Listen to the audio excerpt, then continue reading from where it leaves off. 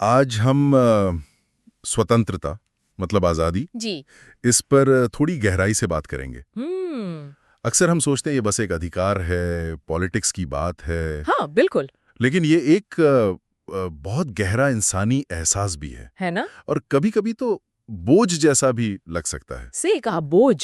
ये दिलचस्प है। हाँ, सोचिए जैसे मध्ययुग खत्म हुआ, कितने बड़े बदलाव आए होंगे, लोगों की पूरी दुनिया बदल गई बिल्कुल। और उनकी अपनी पहचान, अपनी आज़ादी के मायने वो सब भी बदल गए होंगे। हाँ, पूरी तरह से। तो हमारा आज का सवाल यही है, कैसे ज्यादा आजादी मिलने पर क्या कहते हैं सुरक्षा कम हो सकती है। ये बहुत अहम सवाल है। और उससे जो चिंता पैदा होती है वो लोगों को कैसे नई तरह की निश्चितताएं मतलब कुछ पक्का सहारा ढूंढने पर मजबूर करती है। चलिए इसी गुत्थी को समझते हैं आज। हाँ, ये समझना जरूरी है। देखिए, मध्ययुगीन समाज में हर किसी की एक तय जगह थी। हाँ, मतलब सब कुछ सेट था। एक तरह की सामाजिक सुरक्षा थी कह सकते हैं। पर हाँ, व्यक्तिगत आजादी वो बहुत कम थी। बिल्कुल। तो जब ये पुराने ढांचे टूटे तो इंसान अकेला खड़ा रह गया, एकदम अकेला। अच्छा। इसे हम व्यक्तिवाद का उभरना कह सकते हैं। मतलब खुद को एक अलग स्वतंत्र इकाई की तरह देखना। खुद की पहचान बनाना अकेले। हाँ, इससे ताकत तो मिली, इसमें कोई शक नहीं, लेकिन साथ ही वो गहरा अकेलापन और चिंता भी बढ़े। और यहाँ सबसे मजेदार बात यह है कि पुरानी पाबंदियों से छुटकारा मिलना, जिसे हम फ्रीडम फ्रॉम कहते हैं, हाँ, किसी चीज से आजादी, वो अपने आप में ये गारंटी नहीं बन जाता कि आप आत्मविश्वास से अपनी जिंदगी खुद बना पाएंगे, जिसे फ्रीडम 2 कहते हैं। मतलब कुछ करने की आजादी मिलना अलग बात है। बिल्कुल। और ये जो अकेलापन है, ये डरा सकता है। देखिए, इंसान की एक बुनियादी जरूरत होती है जुड़ाव महसूस करना, कनेक्टेड फील करना। हाँ, अकेलेपन से बचना, खासकर वो अकेलापन जहां सही गलत का कोई बाहरी सहारा न हो, जिसे नैतिक अकेलापन कहते हैं। तो ये जुड़ाव की जरूरत तो समझ आती है, पर सवाल यह है कि लोग इसे पाते कैसे हैं? खासकर तब जब वो खुद को इतना छोटा, इतना असुरक्षित महसूस कर रहे हो। हाँ, यही बड़ा सवाल था। उस वक्त बेसिकली 2 रास्ते उभर के दिखे। अच्छा, कौन से? एक था समर्पण में पलायन, मतलब किसी ताकतवर नेता या किसी विचारधारा या यहाँ तक कि किसी बहुत कठोर कर्तव्य के आगे पूरी तरह झुक जाना। उसमें अपनी पहचान खो देना एक तरह से। हाँ, उसी में सुरक्षा ढूंढना। और दूसरा रास्ता था वास्तविक जुड़ाव के जरिए सकारात्मक स्वतंत्रता पाना। सकारात्मक स्वतंत्रता मतलब प्यार या कोई रचनात्मक काम या दूसरों की भलाई, इन तरीकों से दुनिया से और लोगों से असल में जुड़ना, अपनी आजादी का इस्तेमाल कुछ बनाने, कुछ रचने में करना। ठीक है, समझ आया। तो सवाल यही था, लोग कौन सा रास्ता चुनेंगे?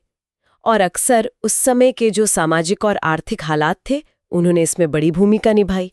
तो चलिए जरा उस दौर में चलते हैं। सुधार आंदोलन मतलब रिफॉर्मेशन का समय। हाँ, मध्ययुगीन दुनिया की जगह धीरे धीरे पूंजीवाद ले रहा था। बिल्कुल, बड़ा बदलाव था वो। तो इसका आम लोगों पर, खासकर जो नया मिडिल क्लास उभर रहा था, उन पर क्या असर पड़ा होगा? अरे जबरदस्त उथल पुथल मची हुई थी।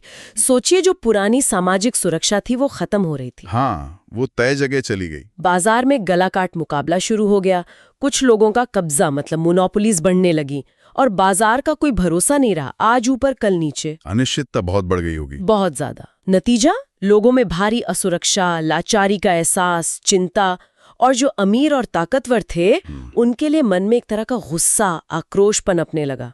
ये माहौल तो काफी तनाव भरा लगता है। बिल्कुल। और यहीं पर लूथर और कैल्विन जैसे धार्मिक विचारकों की बातें अहम हो जाती हैं। हाँ, यही उनका रोल आता है। तो उन्होंने इस माहौल पर कैसे रिएक्ट किया? उनकी टीचिंग्स क्या थी? देखिए, उनकी जो शिक्षाएं थीं, उन्होंने लोगों के मन की इस बेचैनी को, इस असुरक्षा को कहीं ना कहीं छुआ। अच्छा। उन्होंने इस बात पे बहुत जोर दिया कि इंसान कितना छोटा है, कितना तुच्छ है, कमजोर है, उसमें बुराई बसी हुई है। मतलब इंसान की कमजोरियों पर फोकस। हाँ, और ये कि वो सिर्फ अपने कर्मों से, अपनी मेहनत से मोक्ष या मुक्ति नहीं पा सकता। तो फिर कैसे? लूथर ने कहा, मोक्ष सिर्फ विश्वास से मिलेगा, ईश्वर में अटूट विश्वास से। और कैल्विन ने तो पूर्व नियति का सिद्धांत दिया। पूर्व नियति, प्रीडेस्टिनेशन, इसका क्या मतलब था? इसका मतलब था कि किसका उद्धार होगा, कौन बचाया जाएगा, ये ईश्वर ने पहले से ही तय कर रखा है। आपकी कोशिशों से कुछ नहीं बदलेगा। अरे, अब उस अनिश्चितता के माहौल में इन विचारों ने अजीब तरह से लोगों को एक मजबूत मनोवैज्ञानिक निश्चितता दी, एक सहारा दिया। लेकिन ये पूर्व नियति वाली बात, ये तो डरावनी लगती है। ये जानना कि आप चाहे कुछ भी कर लें, आपका भाग्य तो पहले से लिखा है, इससे तो और चिंता बढ़नी चाहिए। हाँ, ये सुनने में अजीब लगता है, बिल्कुल। लेकिन आप सोचिए, जो लोग ये मानने लगे कि वो ही ईश्वर द्वारा चुने हुए हैं, अच्छा, चोजन वंस। हाँ, उनके लिए तो ये परम निश्चितता का स्रोत बन गया। उन्हें लगा कि उनका भविष्य सुरक्षित है। ये एंगल तो मैंने सोचा नहीं था। पर हाँ, इसने अंदर ही अंदर एक गहरी चिंता को भी जन्म दिया। क्या मैं सचमुच चुना हुआ हूं या नहीं? सही बात है, ये डाउट तो रहेगा ही। और इस चिंता को शांत करने के लिए लगातार आश्वासन चाहिए था, सबूत चाहिए थे कि हाँ, मैं चुना हुआ हूं। तो ये सबूत कहाँ से मिलते थे? ये सबूत अक्सर मिले अथक मेहनत करने में, मतलब बिना रुके काम करना।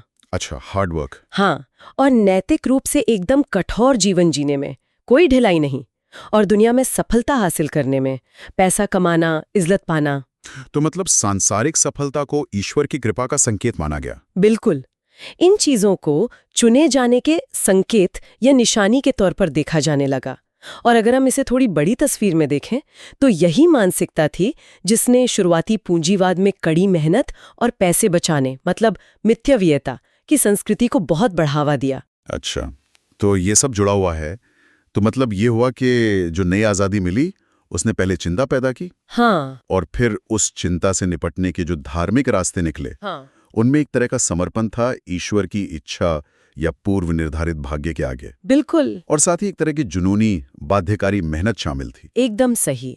और इसके साथ एक और चीज थी, एक दबा हुआ गुस्सा या शत्रुता। गुस्सा? किस पर? ये गुस्सा कई बार दूसरों पर निकलता था। उनमें नैतिकता की कमी ढूंढना, उन पर शक करना, इसे नैतिक आक्रोश कह सकते हैं। Moral indignation. दूसरों को जज करना। हाँ, या कभी-कभी ये गुस्सा खुद पर ही निकलता था, आत्मघृणा के रूप में, जिस पर अक्सर विनम्रता या कर्तव्य का पर्दा डाल दिया जाता था। अंदर ही अंदर खुद से नफरत, लेकिन बाहर से बहुत विनम्र। बिल्कुल, इसे सांसारिक वैराग्य भी कहा गया। मतलब दुनिया में रहते हुए भी दुनिया के सुखों से ज्यादा काम, कर्तव्य और अनुशासन पर जोर देना। ये मानसिकता और ये कर्मठता, ये समाज को बदलने वाली बहुत शक्तिशाली ताकतें बन गई। तो इस सारी बातचीत का निचोड़ क्या निकलता है?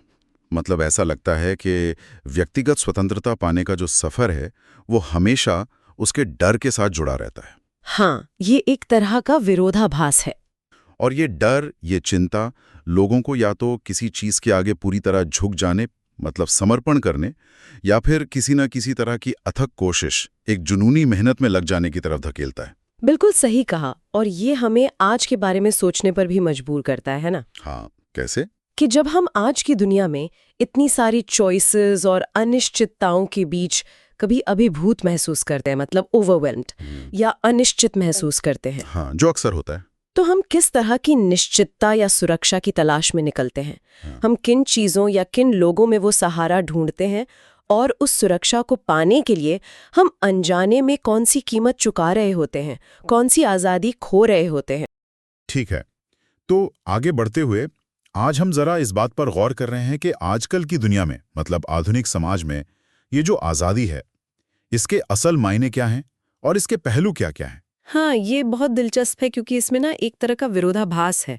आप देखिए, एक तरफ तो हम पारंपरिक बंधनों से, पुरानी जकड़न से आज़ाद हुए हैं। हाँ, इसने इंसान को ज्यादा आत्मनिर्भर बनाया है, अपने पैरों पर खड़ा किया है। लेकिन इसी आज़ादी ने कहीं ना कहीं उसे अकेला भी तो कर दिया है। मतलब एक अलगाव सा महसूस होता है और एक शक, एक बेचैनी सी रहती है। बिल्कुल, बिल्कुल। और जो ये पूंजीवादी व्यवस्था है, उसने इस प्रक्रिया को और तेज किया है, समझिए। इसने व्यक्ति को आगे बढ़ाया, विकसित किया, पर हाँ, साथ ही उसे ज्यादा असहाय भी बना दिया। अच्छा। आजादी तो बढ़ी, पर उसके साथ साथ नई तरह की निर्भरताएं भी पैदा हो गई। बाजार पर निर्भरता, नौकरी पर निर्भरता, इस तरह की चीजें। हम अक्सर सोचते हैं आज़ादी मतलब भाई बोलने की आज़ादी मिल गई, अपनी मर्जी से पूजा करने की आज़ादी, मतलब बाहरी चीज़ों पर ज़्यादा ध्यान देते हैं। हाँ, और हम उन अंदरूनी दबावों को नजरअंदाज कर देते हैं, जो हमें असल में पूरी तरह से आजाद महसूस करने से रोकते हैं। जैसे कि सामाजिक अपेक्षाएं, समाज हमसे क्या चाहता है उसके हिसाब से चलने का दबाव, या फिर दूसरों से अलग दिखने, अलग होने का डर। ये सब हमें अंदर से बांधता है। तो मतलब ये सिस्टम हमें एक ही समय में दो तरह से छू रहा है। एक तरफ हम ज्यादा स्वतंत्र हो रहे हैं, आत्मनिर्भर बन रहे हैं, सवाल पूछने वाले बन रहे हैं। हाँ, बिल्कुल, ज्यादा आलोचनात्मक भी हो रहे हैं। और दूसरी तरफ? और साथ ही ज्यादा अकेले, ज्यादा अलग-थलग और ज्यादा डरे हुए भी महसूस कर रहे हैं। पूंजीवाद ने व्यक्ति को अपने पैरों पर खड़ा तो कर दिया, पर इसी व्यक्तिवाद ने उसे दूसरों से काट भी दिया, अलग कर दिया। और ये जो विचार है कि इंसान हर गतिविधि का केंद्र है, हर चीज उसी के लिए है, ये भी अब थोड़ा खोखला सा लगता है ना? हाँ, ये पूरी तरह सच नहीं लगता, क्योंकि देखिए आर्थिक व्यवस्था का विकास, पैसा जमा करना, ये सब चीजें जैसे अपने आप में ही मकसद बन गई हैं। मतलब इंसान सिर्फ एक जरिया बन गया है। हाँ, इंसान एक बड़ी मशीन का एक छोटा सा पुर्जा बन गया है। चाहे उसके पास ज्यादा पैसा हो या कम, वो कहीं ना कहीं बाहरी मकसदों की पूर्ति में लगा हुआ है। बाहरी मकसद? हाँ, ऐसे मकसद जो शायद उसके अपने हैं ही नहीं, और इससे उसमें अपनी अहमियत कम होने का, शक्तिहीन होने का एहसास बढ़ता है। और ये चीज रिश्तों तक में आ गई है, मतलब मानवीय रिश्ते भी। हाँ, वो भी जैसे लेन देन और इस्तेमाल के रिश्ते बन गए हैं। ऐसा लगता है जैसे बाजार के नियम ही हर जगह लागू हो रहे हैं। हर चीज में? हाँ, और जो सबसे ज्यादा परेशान करने वाली बात है वो ये है कि व्यक्ति का खुद से रिश्ता भी कुछ ऐसा ही हो गया है। खुद से रिश्ता? कैसे? के बारे में क्या सोचते हैं? बाजार में उसकी कितनी वैल्यू है? तो ये जो शक्तिहीनता बढ़ रही है, अकेलापन बढ़ रहा है, इसने लोगों को बहुत असुरक्षित बना दिया है। बहुत ज्यादा। और ये स्थिति इतनी असहनीय हो जाती है कि लोग इससे बचने के लिए रास्ते ढूंढते हैं। रास्ते? किस तरह के रास्ते? हाँ, बचने का एक अहम तरीका है अपनी आजादी को ही छोड़ देना। छोड़ देना? हाँ, अपनी पहचान को किसी बाहरी चीज या व्यक्ति में मिला देना, किसी बड़े नेता में, किसी समूह में, किसी विचारधारा में, ताकि वो ताकत महसूस हो सके जो खुद में महसूस नहीं होती। इसे हम अधिकारवादी प्रवृत्ति कह सकते हैं। अच्छा, अधिकारवादी। हाँ। इसके भी अलग अलग रूप होंगे फिर? हाँ, इसके दो पहलू दिखते हैं। एक है अधीनता स्वीकार करने की इच्छा, मतलब किसी के नीचे दबकर रहने की चाहत। दबकर रहना? हाँ, जिसे विनम्रता या मैसोकिज्म कहा जा सकता है। इसमें व्यक्ति खुद को कमजोर, महत्वहीन महसूस करता है। वो बाहरी ताकतों पर पूरी तरह निर्भर रहना चाहता है, और कभी-कभी तो अजीब बात है, वो खुद को चोट पहुंचाने और दुख देने की प्रवृत्ति भी रखता है। ऐसा क्यों? इसका मकसद है अपनी उस व्यक्तिगत पहचान से, उस आजादी के बोझ से छुटकारा पाना जो उसे असहनीय लगती है। बाप रे। और दूसरा पहलू क्या है? दूसरा पहलू है दूसरों पर हावी होने की इच्छा, जिसे सैडिस्टिक प्रवृत्ति कह सकते हैं। मतलब दूसरों को दबाना? हाँ, इसमें दूसरों को अपने ऊपर निर्भर बनाना, उन पर पूरा नियंत्रण रखना, उनका शोषण करना या उन्हें दुख पहुंचाना शामिल है। ये दोनों प्रवृत्तियां, दबना और दबाना, विनम्रता और सैडिज्म, है तो बिल्कुल उल्टी, पर इनकी जड़ एक ही है, वो अकेलेपन और कमजोरी का असहनीय एहसास, जिससे व्यक्ति किसी भी तरह बचना चाहता है। दोनों ही मामलों में व्यक्ति की अपनी पहचान और आजादी खो जाती है। तो इस तरह का जो चरित्र बनता है वो सत्ता की पूजा करता है और जो कमजोर हैं उनसे नफरत। बिल्कुल। लेकिन ये दिलचस्प है कि यही लोग कभी-कभी सत्ता का विरोध करते हुए भी दिखते हैं, विद्रोह करते हुए। हाँ, दिखते हैं, पर वो असल में सच्चा विद्रोह नहीं होता। वो बस एक प्रतिक्रिया होती है, एक तरह की चिढ़। वो व्यवस्था को बदलना नहीं चाहते, बस अपना गुस्सा निकालते हैं। अच्छा। और आजकल ये जो अधिकार है या दबदबा है, ये सिर्फ बाहरी ताकतों का ही नहीं होता, मतलब सिर्फ सरकार या बॉस का ही नहीं। तो फिर एक अनाम अधिकार भी होता है, जैसे लोकमत, सब लोग यही सोचते हैं, या सामान्य ज्ञान, या फिर नॉर्मल होने का दबाव। हाँ, नॉर्मल होना। ये इतना घुला मिला होता है कि हमें पता भी नहीं लगता कि हम किसी बाहरी आदेश का पालन कर रहे हैं। हम सोचते हैं ये तो हम खुद ही कर रहे हैं। ये तो बहुत आम लगता है। अच्छा, बचने का कोई और तरीका भी है? आपने एक और बात कही थी, विनाश। हाँ, ये एक और रास्ता है, हालांकि ज्यादा खतरनाक, विनाश। इसमें व्यक्ति बाहरी दुनिया को ही नष्ट करके अपनी शक्तिहीनता के एहसास से बचना चाहता है। पूरी दुनिया को? हाँ, या कम से कम अपने आसपास की चीजों को। ये उस गहरी निराशा से उपजता है जब जीवन की सहज अभिव्यक्ति, उसका विकास रुक जाता है।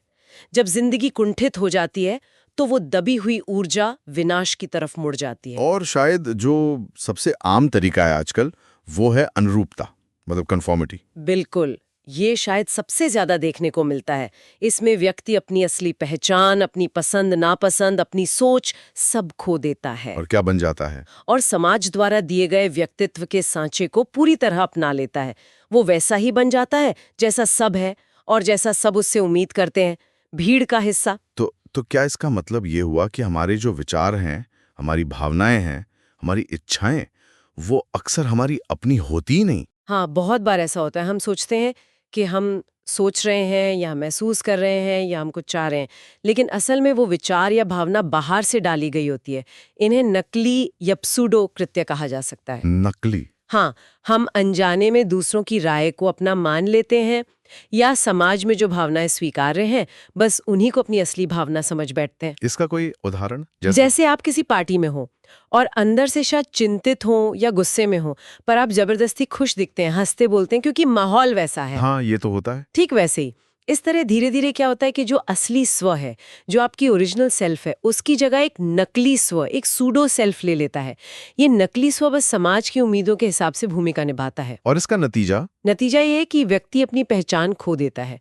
वो अंदर से खोखला महसूस करता है और लगातार दूसरों की मंजूरी पर, दूसरों की तारीफ पर निर्भर हो जाता है। तो ये अपनी पहचान खोने और एक तरह से एक मशीन जैसा बन जाने की जो प्रक्रिया है, ये आधुनिक समाज में व्यक्ति की लाचारी और असुरक्षा को और ज्यादा बढ़ाती है। हाँ, बिल्कुल। और इसी वजह से शायद वो नए सत्ताओं के प्रति, नए वादों के प्रति समर्पित होने को आसानी से तैयार हो जाता है, जो उसे सुरक्षा और संदेह से मुक्ति का वादा करती हैं। ठीक है, तो आगे बढ़ते हैं। आज हम थोड़ा देखने की कोशिश कर रहे हैं कुछ खास मनोवैज्ञानिक रुझानों को। मतलब व्यक्ति अकेला खड़ा नहीं रह पाता। अच्छा। और वो किसी न किसी तरह का जुड़ाव चाहता है, भले ही वो जुड़ाव दूसरों पर हावी होकर मिले या किसी के अधीन होकर। इसका कोई उदाहरण? जैसे हिटलर के विचारों में शायद वो जनता को नियंत्रित करना चाहता था, कमजोरों से नफरत थी। हाँ, और साथ ही वो किस्मत या प्रकृति जैसी किसी बड़ी अमूर्त शक्ति के आगे झुकने की बात भी करता था। ये दिखाता है वो दोनों पहलू। तो ये सिर्फ व्यक्तिगत नहीं है, इसका सामाजिक असर भी होता है। बिल्कुल। और ये समझना जरूरी है कि इस तरह की मानसिकता, खासकर जैसे पहले विश्व युद्ध के बाद जर्मनी में, वहां का जो निम्न मध्यम वर्ग था, हाँ, छोटे दुकानदार, कारीगर, क्लर्क वगैरह, उनमें ये क्यों फैली? वो दौर उनके लिए बहुत मुश्किल था, है ना? हाँ, आर्थिक गिरावट थी, समाज में उनकी जो प्रतिष्ठा थी वो कम हो रही थी, पुरानी सत्ता जैसे राजशाही वो खत्म हो गई थी, पारिवारिक मूल्य भी टूट रहे थे। तो इन सब ने उनमें एक गहरी असुरक्षा और कड़वाहट भर दी थी। और नाजी विचारधारा ने उन्हें एक तरह का मनोवैज्ञानिक सहारा दिया, एक नेता के प्रति अंधा समर्पण, हाँ, नस्लीय और राजनीतिक अल्पसंख्यकों के प्रति घृणा, और ये विचार कि जर्मन लोग सबसे श्रेष्ठ हैं।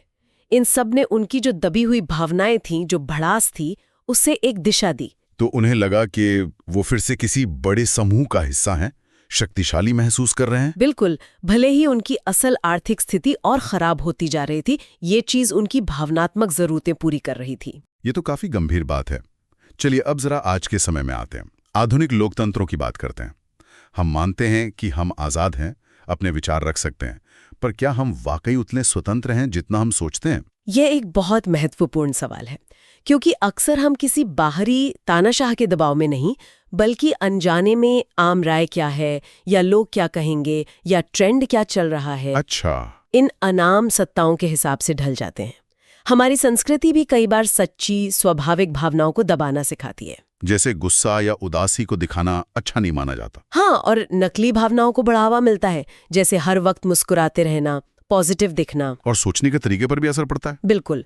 बचपन से ही कई बार मौलिक सोच को, मतलब ओरिजिनल थिंकिंग को हतोत्साहित किया जाता है। तैयारशुदा विचार दिमाग में डाले जाते हैं। शिक्षा में भी तथ्यों पर इतना जोर होता है कि सोचने का, विश्लेषण करने का समय कम मिलता है। और मीडिया को ही देख लीजिए, वो दुनिया की एक खंडित, टूटी हुई तस्वीर पेश करता है। एक खबर के तुरंत बाद विज्ञापन, इससे किसी मुद्दे की गहराई समझना मुश्किल हो जाता है। तो इसका नतीजा क्या होता है? नतीजा ये होता है कि व्यक्ति अंदर से कमजोर महसूस करता है, शक्तिहीन और असुरक्षित। भले ही बाहर से वो आजाद दिखता हो, वो वैसा सोचने, महसूस करने और चाहने लगता है जैसा समाज उससे उम्मीद करता है। और इस पूरी प्रक्रिया में वो अपना असली स्व, अपनी असलियत खो देता है। तो क्या इस अकेलेपन और दबाव से निकलने का कोई रास्ता है? क्या आज़ादी का मतलब सिर्फ बंधनों से मुक्ति है, या कुछ और भी है इसमें? हाँ, आज़ादी का एक सकारात्मक पहलू भी है। वो है अपने स्व को पूरी तरह से जीना। मतलब अपनी भावनात्मक और बौद्धिक क्षमताओं को सहज रूप से व्यक्त करना, बिना किसी बाहरी दबाव के या अंदरूनी मजबूरी के। जैसे एक कलाकार खुद को अपनी कला में व्यक्त करता है, या जैसे छोटे बच्चे वो अपनी भावनाओं को कितनी खुलकर बिना लाग लपेट के दिखाते हैं। तो प्यार करना या कोई रचनात्मक काम करना या बस दुनिया को सहजता से अनुभव करना, ये सब उस सकारात्मक स्वतंत्रता का हिस्सा हुआ। हाँ, क्योंकि ऐसी जो सहज गतिविधियां होती हैं उनसे व्यक्ति दुनिया से दोबारा जुड़ता है, लोगों से, प्रकृति से, खुद अपने आप से, और वो भी अपनी पहचान खोए बिना। इससे अकेलापन दूर होता है। हाँ, अकेलापन और शक दूर होते हैं। असली ताकत बाहरी चीजों में नहीं है, जैसे पैसा या पद। वो अपनी सहज क्रियाशीलता में है। ये व्यक्ति की विशिष्टता को बनाए रखते हुए उसे दूसरों के साथ जोड़ती है। अच्छा, एक शब्द आपने पहले इस्तेमाल किया था, सामाजिक चरित्र। संक्षेप में वो क्या है? देखिए, सामाजिक चरित्र किसी समूह के ज्यादातर सदस्यों में पाए जाने वाले जो आम चरित्र लक्षण होते हैं, उनका एक समूह है। ये उस समूह के जीने के तरीके और उनके अनुभवों से बनता है। और ये चरित्र लोगों की ऊर्जा को इस तरह ढालता है कि वो समाज की जरूरत के हिसाब से काम करने की इच्छा रखते हैं। जैसे आधुनिक समाज में लगातार काम करते रहने की इच्छा। हाँ, ये एक उदाहरण हो सकता है। लेकिन मुश्किल तब आती है जब समाज तेजी से बदलता है और पुराना सामाजिक चरित्र नई परिस्थितियों के लिए ठीक नहीं बैठता।